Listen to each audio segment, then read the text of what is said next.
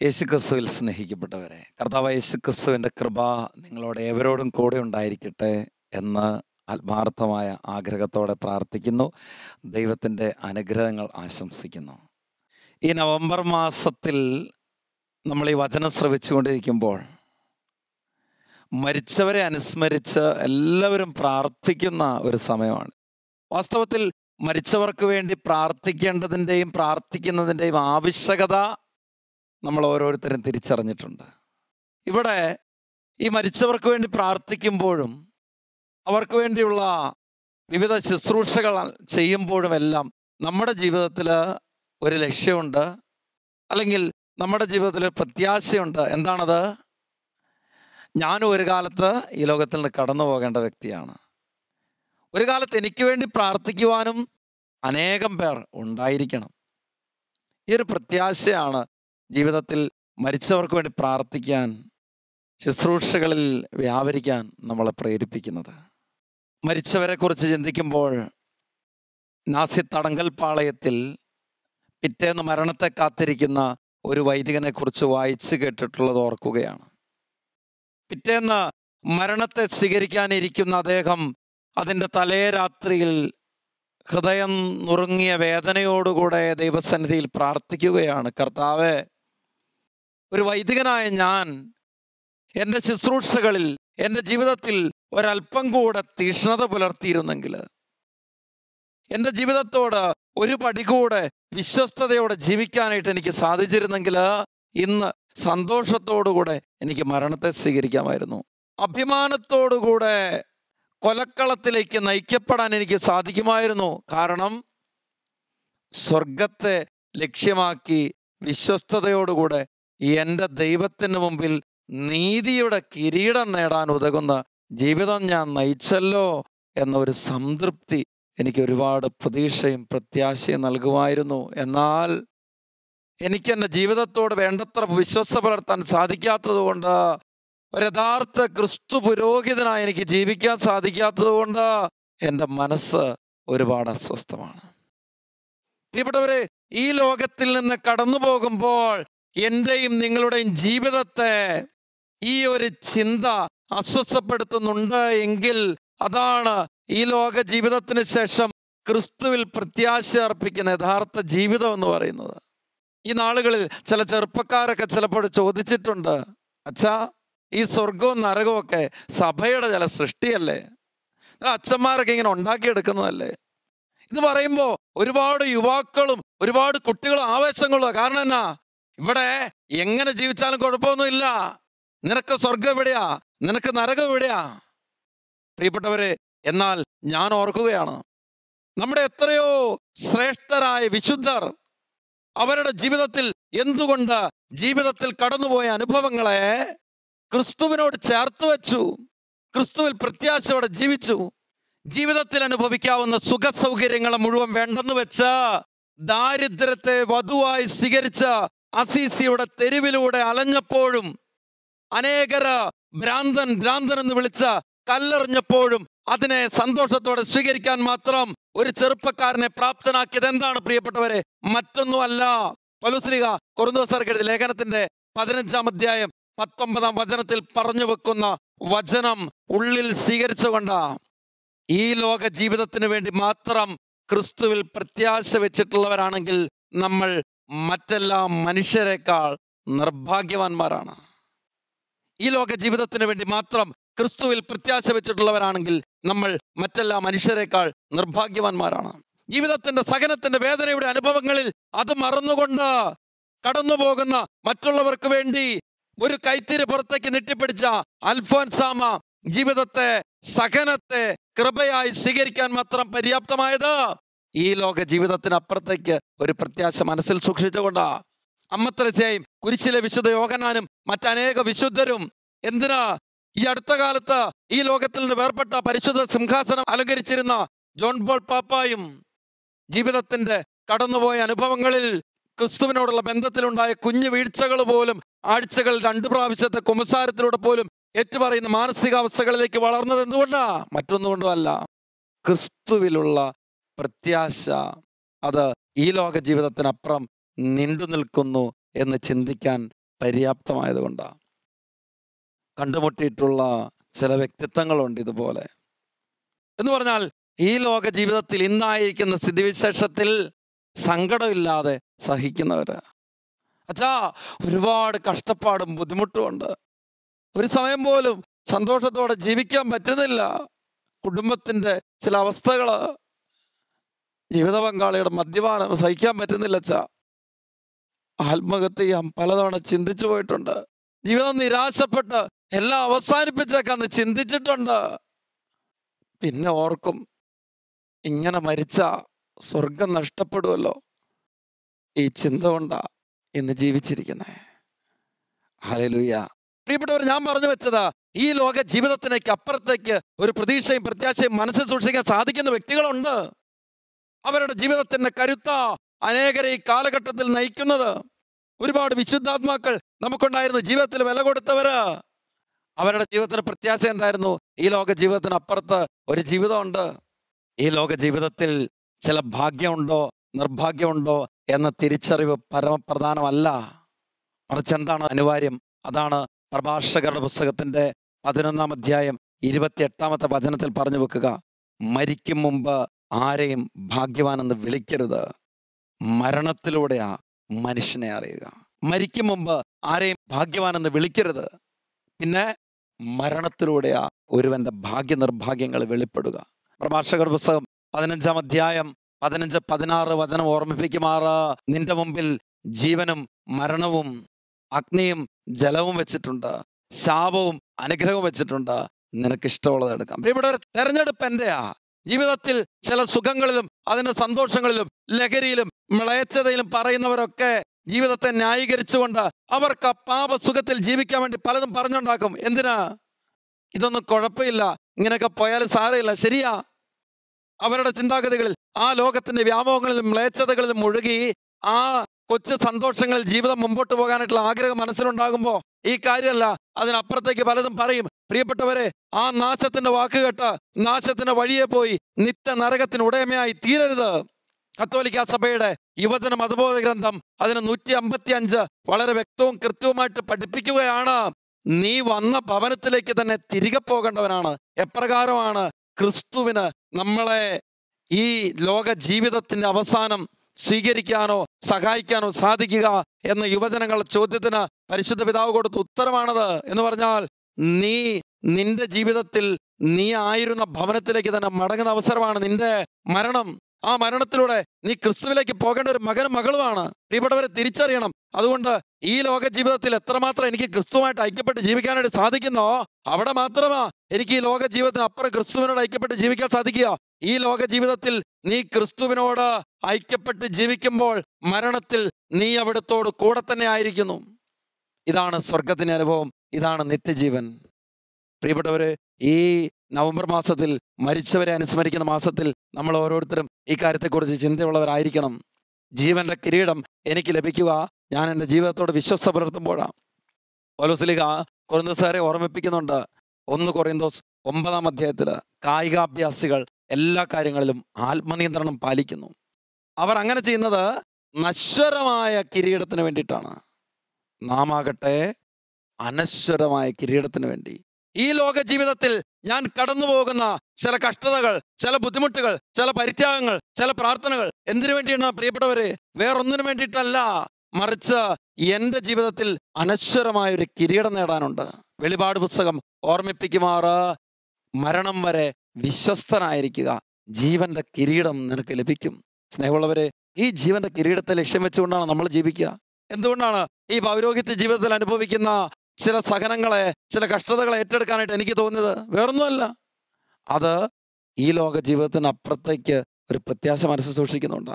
ഒരുപക്ഷെ എൻ്റെ ജീവിതത്തിൽ വന്നിട്ടുള്ള പോരായ്മകൾക്ക്, കുറവുകൾക്കൊക്കെ എൻ്റെ കൊച്ചു പരിത്യാഗങ്ങള് ഒരു പരിഹാരമാണെന്ന് ചിന്തയുള്ളതുകൊണ്ടാണ്. എന്തുകൊണ്ടാണ് ഈ ലോകത്തിൽ ഇന്ന് ത്യാഗങ്ങൾ സഹിച്ച് ശുശ്രൂഷ ചെയ്യുന്ന അനേക വ്യക്തികളുള്ളത്? വേറൊന്നുമല്ല, ഈ ഒരു ബോധ്യം ഉള്ളിൽ കിട്ടുന്ന വ്യക്തി സർവവും മറന്ന് ഈ കാര്യത്തിന് വേണ്ടി ഇറങ്ങിത്തിരിക്കുക. വിലപ്പെട്ട രത്നം കണ്ടെത്തി ഒരുവനെ പോലെ അവന്റെ ജീവിതത്തിൽ പ്രവർത്തിക്കുക. മറ്റെല്ലാം ത്യജിച്ചാലും എനിക്ക് ഏറ്റവും വിലപിടിപ്പുള്ള ആ രത്നം സ്വന്തമാക്കണം. പ്രിയപ്പെട്ടവരെ, ഈ രത്നവും ഈ നിധിയും മറ്റൊന്നുമല്ല, അത് സ്വർഗരാജ്യമാണ്. അതുകൊണ്ട് അത് കരഗതമാക്കണമെങ്കിൽ നീ നിന്റെ ജീവിതത്തിൽ ഇന്ന് കടന്നു പോകുന്ന ജീവിതാനുഭവങ്ങളിൽ നിനക്കുണ്ടാകുന്ന സഹനായിക്കോട്ടെ, നിനക്കുണ്ടാകുന്ന കഷ്ടപ്പാടായിക്കോട്ടെ, രോഗപീഠ ആയിക്കോട്ടെ, മറ്റു തരത്തിലുള്ള മാനസിക ബുദ്ധിമുട്ടുകൾ ആയിക്കോട്ടെ, കുടുംബത്തിൽ അനുഭവിക്കുന്ന പ്രതിസന്ധി ആയിക്കോട്ടെ, അതിനെ സന്തോഷത്തോടെ സ്നേഹത്തോടെ സ്വീകരിക്കാൻ വേണ്ടി പറ്റണം. പ്രിയപ്പെട്ടവര്, ഇത് നമുക്ക് സാധിക്കുക ഈ ഒരു ചിന്ത നമ്മുടെ ഉള്ളിൽ പേടുമ്പോഴാണ്.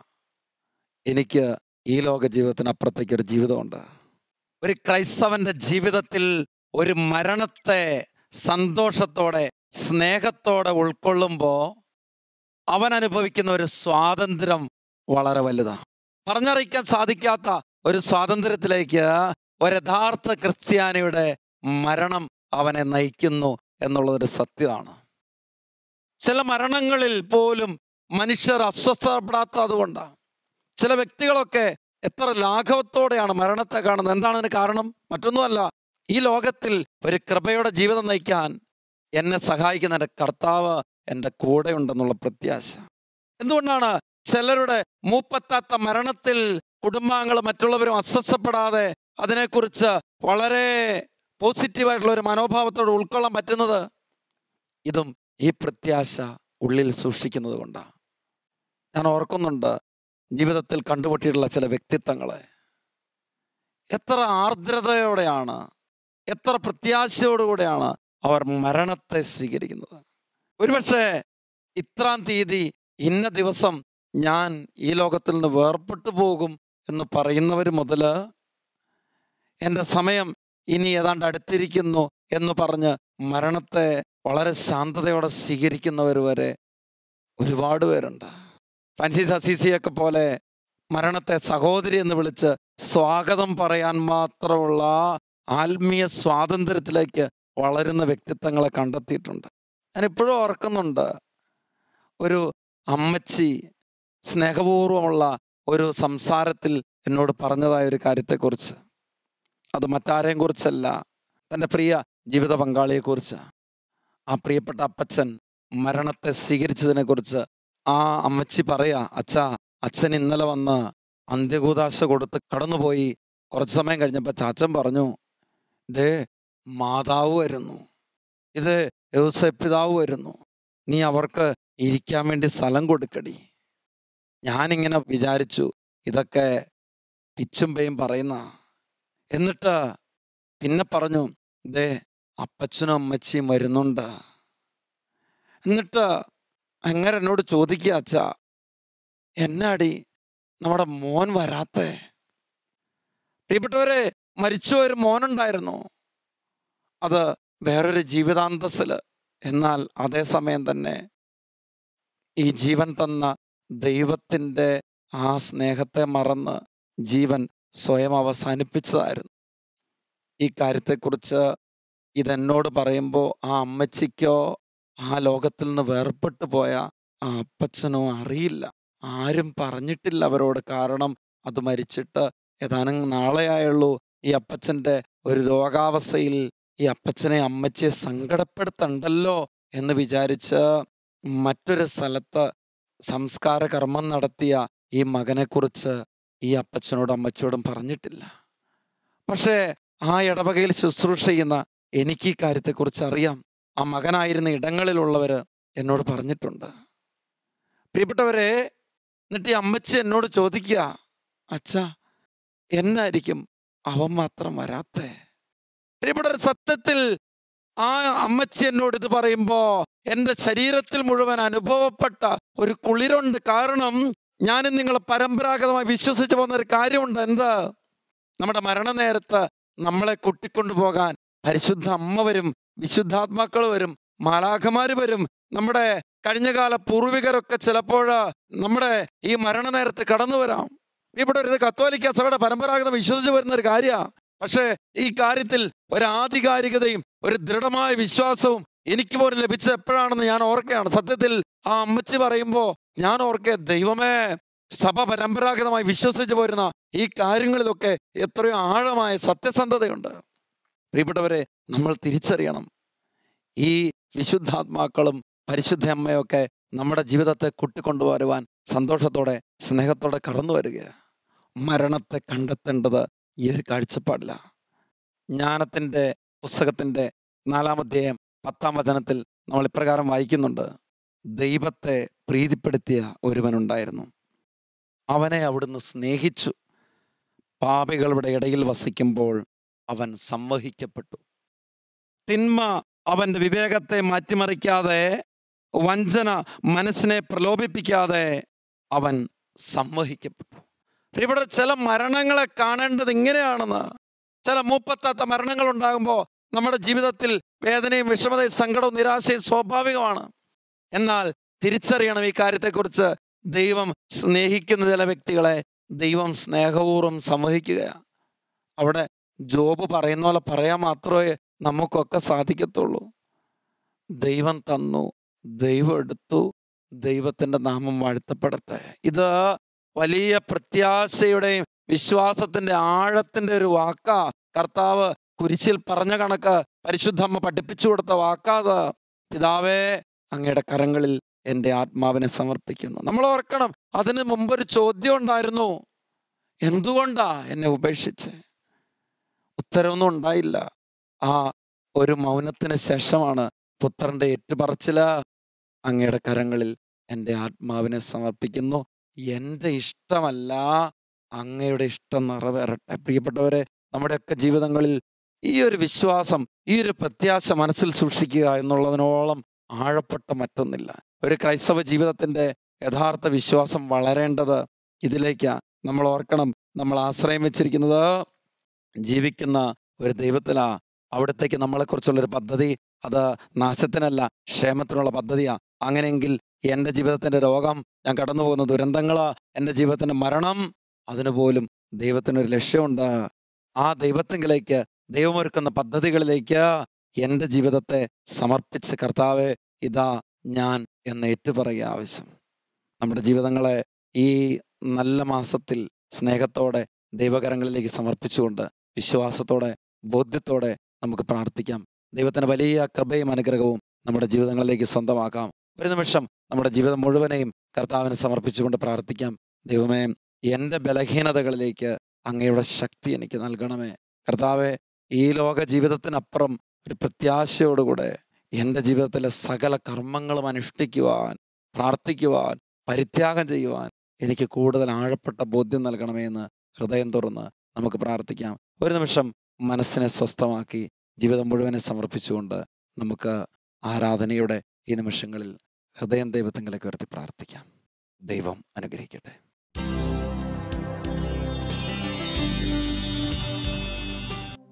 പരിശുദ്ധ കുദാശയായ ജീവിക്കുന്ന ദൈവം നമ്മുടെ ഇടയിലേക്ക് കടന്നു വന്നിരിക്കുന്ന അഭിഷേകത്തിൻ്റെ നിമിഷങ്ങളാണിത്.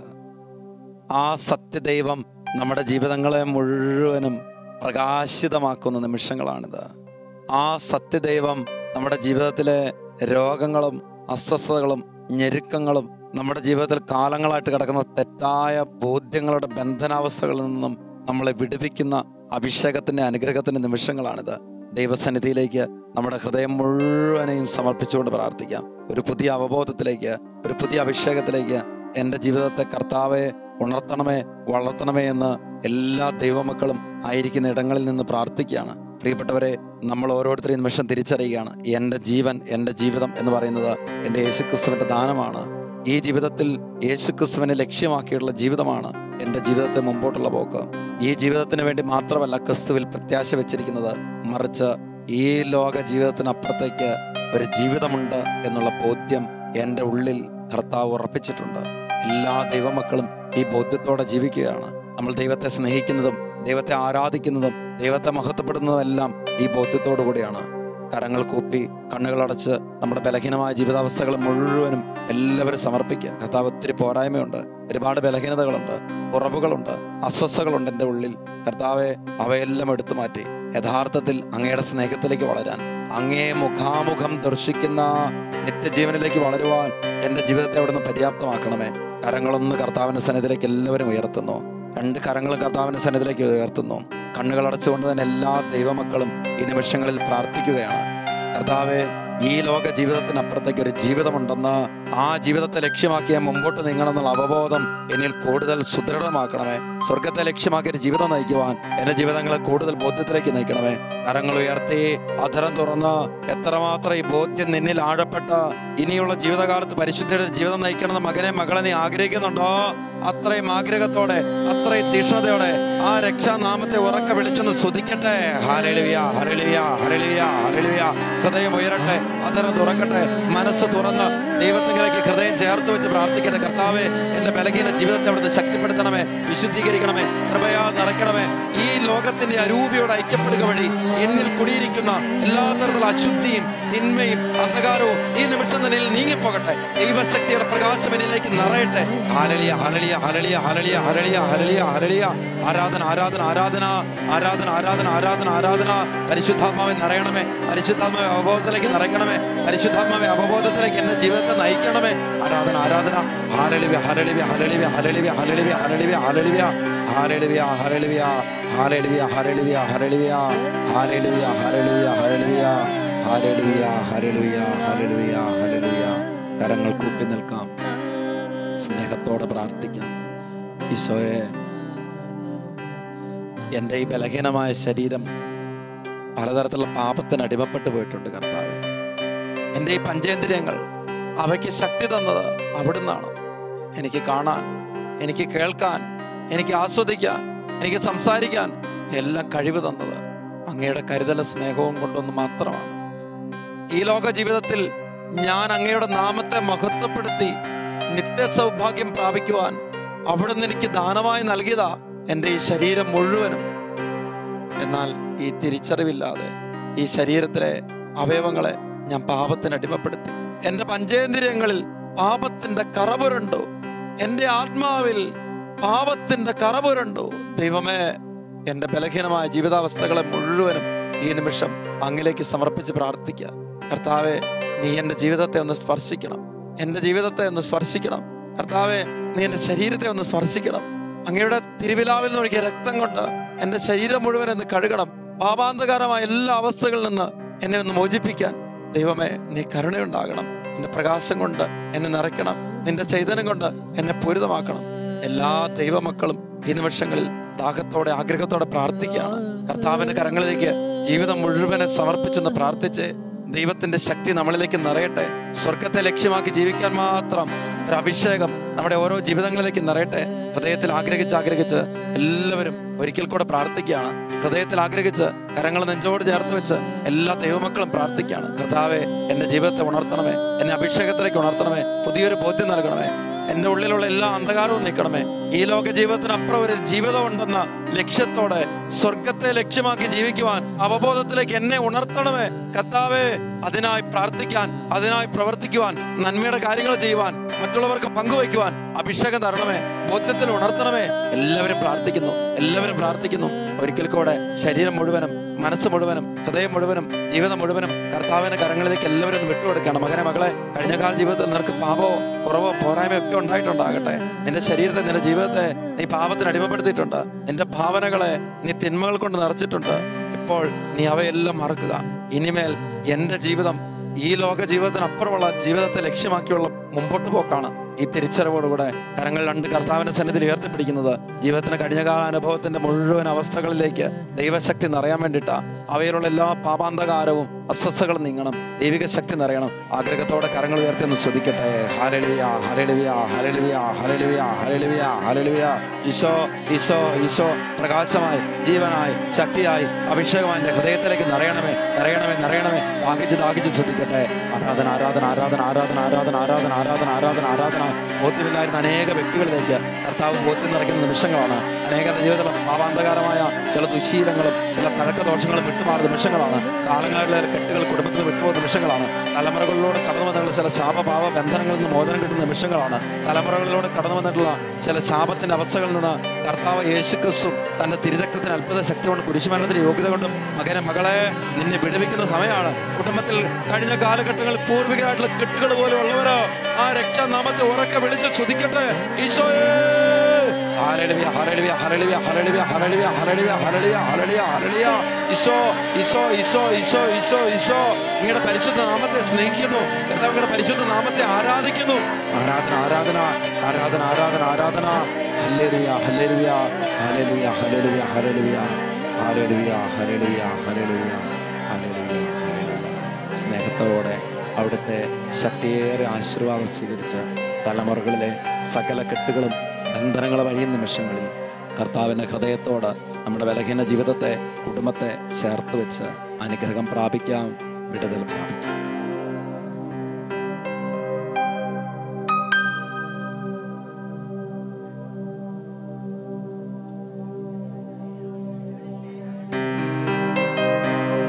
പരിശുദ്ധ പരമ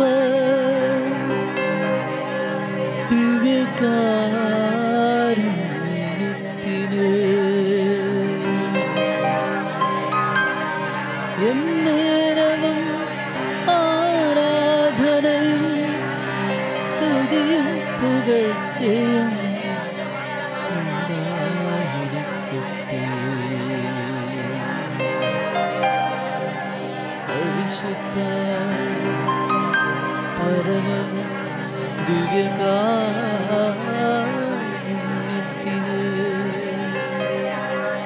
എന്നേരവും ആരാധനയും സ്തുതിയും പുകഴ്ചയും ഉണ്ടായിരിക്കട്ടെ.